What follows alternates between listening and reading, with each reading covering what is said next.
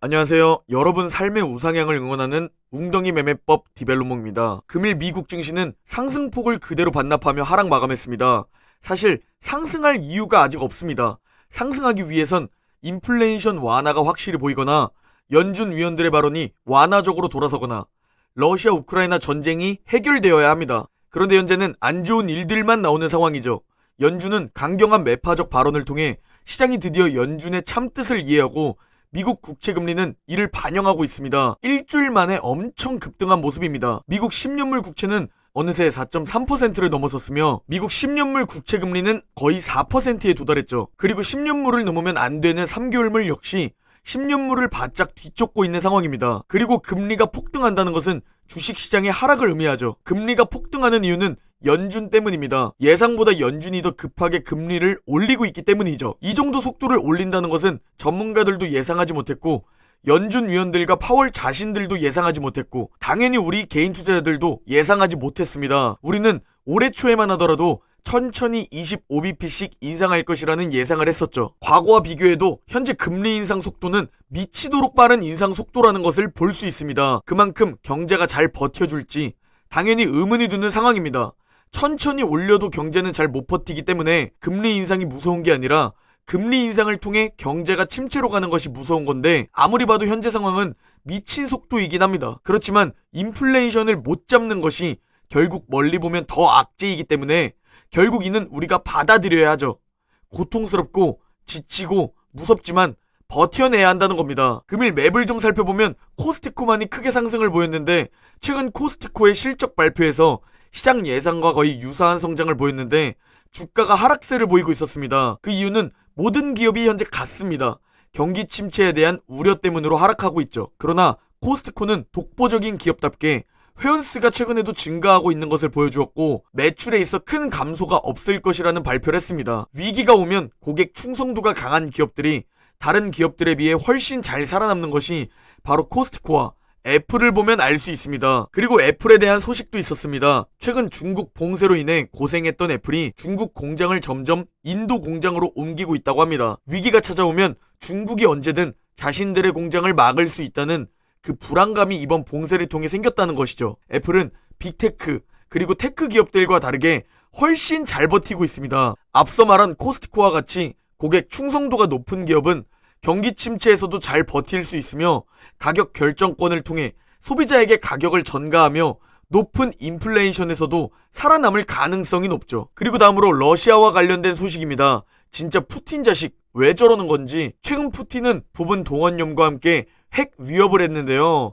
여태까지 핵 위협과는 다르다고 생각되는 것이 백악관과 젤렌스키의 움직임을 보면 알 수 있습니다. 푸틴이 진짜 핵을 현재 만지작거리고 있나?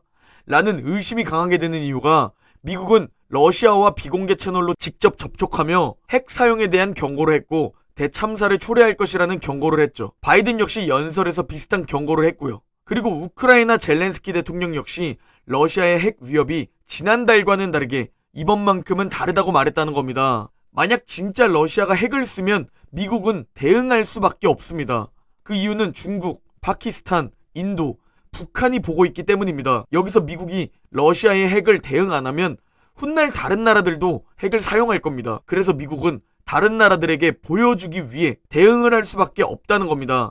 싸움을 원치 않지만 피하면 안 될 때가 있기 때문이죠. 그래서 제가 지금 원하는 시나리오는 러시아가 최근 합병 투표를 진행 중인데 이게 30일 승인, 합병될 가능성이 높다고 합니다. 그리고 역시 강제 투표 및 투표 위반을 통해 자포리자 주민 사전 투표를 해보니 주민의 93%는 러시아 편입에 찬성을 했다는 결과가 있죠. 결국 러시아는 힘으로 강제적으로 편입시킬 생각인 겁니다. 우리에게 가장 좋은 건 합병 후 전쟁이 종료되는 겁니다. 물론 서방 국가는 인정하지 않겠다고 말하고 있죠. 과연 30일 이후 합병 투표가 끝난 후 러시아는 편입을 시킬 텐데 그 후 전쟁이 종료될지 아니면 새로운 국면으로 옮겨갈지 30일 이후를 잘 지켜봐야 할 듯합니다. 그리고 다음으로 현재 미국 증시는 정말 중요한 위치에 다시 내려온 상황입니다. 저번 6월보다 어떻게 보면 더 중요한 위치이며 만약 이번에 지지선을 뚫고 하락하면 정말 생각보다 더 강한 하락을 볼 수도 라는 두려움과 설렘을 가지고 있습니다. 바로 미국 증시는 역대 가장 강력한 지지선 200주 이동평균선을 마주하고 있습니다. 여기서 200주 이동평균선을 뚫고 내려가면 닷컴버블과 리먼 브라더스급의 대폭락장이라는 생각에 패닉셀이 나올 가능성이 높습니다. 그리고 왜 지금 위치가 중요하냐면 200주 이동평균선과 함께 지난 6월에도 지지했던 파란선 지지선이기 때문입니다. 만약 여기를 뚫고 내려가면 다음 지지선은 코로나 폭락 전 2019년 고점 3,400포인트입니다. 지금 시장이 얼마나 하락했는지 알 수 있고 지금 얼마나 기회의 위치에 있는지도 알 수 있습니다. 역대급 인플레이션, 러시아 전쟁, 연준의 역대급 금리 인상 속도, 경기 침체 우려까지 이 모든 악재가 겹쳐있는 지금 당연히 비관론이 넘쳐날 수밖에 없고 이제 대부분의 투자자들은 결국 지치고 비관론에 설득되어 풋, 숏, 즉 시장 하락에 베팅하고 있습니다. 현재 역사상 가장 많은 풋 물량이라고 합니다. 그런데 우리는 대부분의 투자자들과 함께 가선 안 되며 역발상 투자, 극소수 투자자가 되어야 합니다. 그렇다면 우리는 여기서 미친 행동 같지만 웅줍을 통해 평단가를 낮춰야 한다는 겁니다. 결국 비관론이 넘쳐나고 반대 매매가 쏟아지고 예적금으로 갈아탈 때 우리는 용기를 내고 고통을 견뎌내야 합니다. 그리고 웅줍을 통해 인내하며 기다려야 하죠. 왜냐면 우리는 전세계 1위 미국 그 자체에 투자하고 있기 때문입니다. 결국 우상향의 상징인 미국 증시에 투자하고 있는 겁니다. 미국 증시는 지난 100년간 큰 하락 후 언제나 다시 급등하는 모습을 보여왔다는 겁니다. 이번엔 다르다? 라고 생각하시면 다 팔고 예적금으로 가시면 됩니다. 대다수의 개인 투자자들과 똑같이 함께 말이죠. 과거 증시가 40% 이상 하락하고 나서 1년 뒤에는 평균 25% 상승했고 과거 20%에서 30% 하락하고 나서도 1년, 3년, 5년이 지난 후에는 많이 회복하는 모습을 확인할 수 있습니다. 바닥에서 살 수는 없습니다. 그건 불가능합니다. 그러면 우리는 이 미친 최저점을 찍을 때 웅줍을 통해 버텨야 한다는 것을 알 수 있죠. 내년을, 그리고 3년 뒤를, 5년 뒤를 기대하면서 말이죠. 대다수의 투자자들이 도망가고 숏에 베팅할 때 웅줍해야 하는 또 다른 이유입니다. 최근 개인 투자자 심리 지표에서 비관적인 심리 비중이 무려 60%를 넘어갔습니다. 그리고 과거 비관적인 심리 비중이 60%를 넘어갔던 적은 40년 동안 단 3번밖에 없었는데 바로 1990년대 초와 리먼 브라더스 사태 때, 그리고 바로 2022년 올해 지금이라는 겁니다. 지금 시장은 그 정도로 비관적이며 과거 대다수의 투자자들의 비관적일 때 증시는 저점, 그 어딘가에 위치해 있었다는 겁니다. 이번에도 지금이 바닥 근처다, 최저점 근처다 라는 내용이 아니라 투자로 성공하기 위해선 남들 다 결국 못 버티고 팔고 숏에 베팅할 때 나홀로 반대로 베팅해야 한다는 겁니다.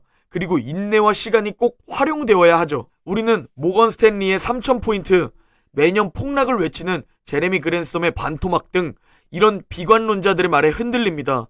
그러나 전문가들의 전망을 믿을 필요가 없습니다. 제가 좋아하고 존경하는 오건영 전문가님조차 작년 2021년 9월에 환율이 안정적 박스권을 예상했고 저와 같은 낙관론자인 유동원 본부장님조차 올해 환율 1100원 이하를 전망했었습니다. 그리고 비관론자로 유명한 김영익 고수님은 2달 전인 7월에 앞으로 3, 4개월 동안 환율이 하락할 것이며 주가가 반등할 것이라고 예측했는데 현재 2달 동안 완전히 반대로 흘러가고 있죠. 환율은 상승하고 있고 주가는 하락하고 있죠. 즉 경제 예측은 쓸모가 없다는 말입니다. 파월도 올해 이 정도 금리 인상을 예상 못했는데 대체 왜 여러분이 예상하려 하나요? 예측은 무의미라는 것을 아시지 않습니까? 그러니 우리는 전문가들의 정치 예측과 경제 예측을 무시해야만 합니다. 결국 정치 예측, 경제 예측은 내 예상대로, 전문가들의 예상대로 흘러가지 않습니다. 낙관론자인 유동원 본부장님도 맞출 수 없고 비관론자인 김영익 교수님도 맞출 수 없고 엄청난 지식을 갖추신 오건영 전문가님 또한 맞출 수 없다는 사실을 꼭 기억해야 합니다. 즉 가장 중요한 게 뭐냐면 지금 우리가 보유하고 있는 자산이 뭔지입니다. 만약 우리가 지금 코스피, 코스닥을 보유했다면 저 역시 쫄리고 패닉셀하고 숏에 베팅하고 그랬을 겁니다. 그러나 우리가 보유하고 있는 자산은 뭔가요? 세계 1위 미국 기업들의 분산 투자하고 있고 우상향할 수밖에 없는 미국 증시 그 자체에 투자하고 있는 겁니다. 이게 핵심입니다. 우리가 보유하고 있는 자산은 세계에서 가장 확실하고 확률 높은 자산입니다. 단, 그러면 누구나 부자가 될 수 있지 않을까? 라는 의구심이 들 텐데 걱정하지 마세요. 어차피 1000명 중 999명은 미국 증시를 들고 있어도 장기 보유하지 못합니다. 그게 인간의 심리입니다. 인간은 그렇게 진화되어 왔기 때문에 어차피 알면서도 성공하지 못합니다. 마치 우리가 조금 먹고 운동하면 몸이 좋아지는 걸 알면서도 다이어트에 성공하지 못하는 것과 같습니다. 다이어트와 장기 투자는 같은 것이죠. 알면서도 1000명 중 999명이 실패하는 것, 결국 고통을 버티고 인내하고 꾸준함을 실천한 극소수만이 달성할 수 있는 것이죠. 그렇지만 저와 여러분이 극소수가 되었으면 합니다. 물론 지금 고통스럽겠지만요. 그러나 이게 과정인 겁니다. 결과를 위해선 과정을 겪어야 하죠. 고통과 인내, 세월이라는 과정을 겪지 않으면 부자가 될 수 없다는 사실 꼭 기억합시다. 오늘 영상은 여기까지입니다. 제 영상이 도움이 되셨다면 구독과 좋아요 부탁드립니다. 그럼 내일 영상에서 뵙겠습니다.